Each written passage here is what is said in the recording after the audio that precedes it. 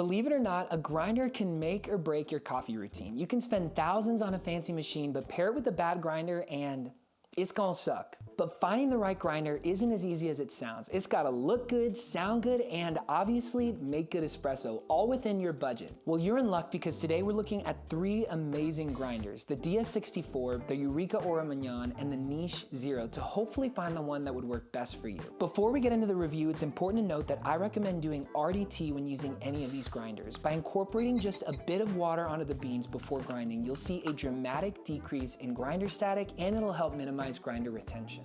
All right, let's talk aesthetics, because for me, buying the right gear means it's gotta match the overall aesthetic. I mean, you never know when Architectural Digest gonna be walking in the door, so in my opinion, the DF64, which comes in either black or white, is more that modern or contemporary style. The Eureka Oro Mignon, which comes in black, white, or chrome with gold engraved accents, a steel dosing cup, and wooden hopper lid, has that modern aesthetic while also fitting in the traditional style looking home. Lastly, the Niche, with its either black or white aluminum body and oak trim accents, really shines in those boho spaces, but can also lean contemporary.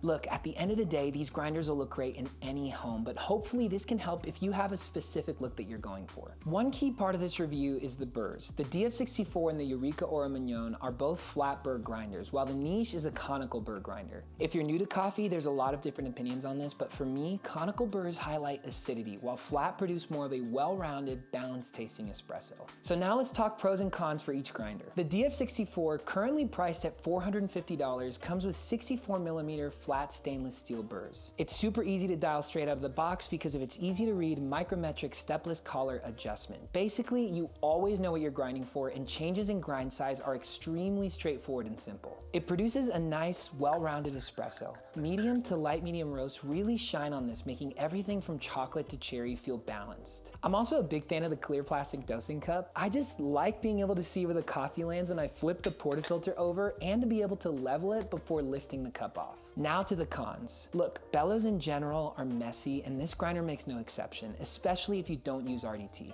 There's this high-pitched tone when using the grinder that really annoys me. I always preemptively cringe because I know what's coming, but I don't know, this might just be me. Here's an example. The hopper is really slim, which makes me feel like I could easily make a mess while I'm dumping beans into it. And lastly, this is honestly a small thing, but I think that the button at the bottom is just inconvenient placement.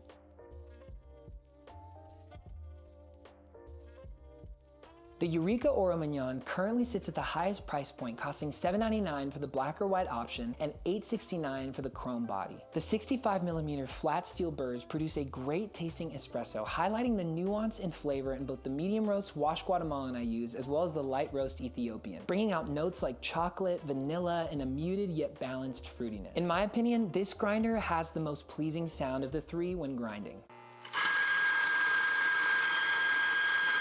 Let me know what you think in the comments. I like the width of the hopper and the fact that you can choose to use it with or without the bellows attachment. The grinder adjustment dial is really satisfying to use and makes for a quick dial-in process once you're in range, which actually leads to my cons. Straight out of the box, I had a really tough time figuring out where my espresso range was. It's just not as clear cut as some of the other ones. But here are 3 options I have for you if you buy this grinder. Option number 1, if you're looking for that 1-2 punch and you buy an espresso machine and grinder through Clive, they will actually dial in the grinder for a whopping $0. That's right, free, nada, zilch. That's a way to say 0, right? Option number 2, if you just buy a grinder, you can pay $50 for them to dial it in for you. That way, when you get it, you can get straight to pulling shots. Option number 3, the do-it-yourself method. If no coffee comes out with your first dose, the burrs are probably too close together. So try turning the dial 1 to 2 full rotations coarser, and this should get you within espresso range. My last little pet peeve is that this grinder doesn't sit firmly on the counter, which I notice most while flipping it on or off. The Niche Zero, which can only be bought from their UK website, kind of a con in itself if you're buying from the US because you gotta pay this much for shipping. It currently sits at €4.99, around $5.30 USD. The 63mm steel conical burrs produce a bright, more acidity-forward espresso. Great if you love those lemon and orange, bright strawberry and apple tasting notes. This isn't all you taste, but it's definitely at the forefront. The infinite grind dial makes it easy to see what brew method you're grinding for, although I'm not gonna lie, I didn't realize that I could spin past the guide and just continually rotate to get a coarser grind. For literally years, I thought to myself, man, this grinder doesn't really get super coarse, but it does, so don't make my mistake. The niche is the only one of these to feature a retractable cord, which is especially handy for cable management. With this grinder, what you see is what you get. It's quiet and it's clean, even without RDT.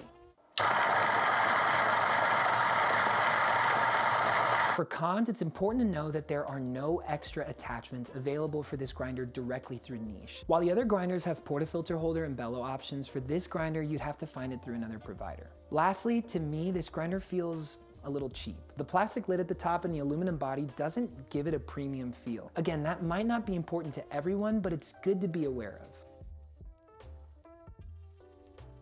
You might be thinking, dude, awesome, but I still don't know what I want, okay? I'm not a great decision maker. How about you tell me what you want? So here's the absolute truth. For me, the difference came down to whether I wanted espresso from the flat or conical burrs, and my choice is the flat burrs. Personally, I like the balanced espresso profile more than the bright acidity forward ones. Combine that with aesthetics and usability, and my personal favorite is the Eureka Oro Mignon. I hope you guys enjoyed this video and that you learned something that might help you make a more informed decision when buying your next grinder. I love you guys. I'm so thankful for this community, and I will see you in the next one. Peace. Ba-da-ba.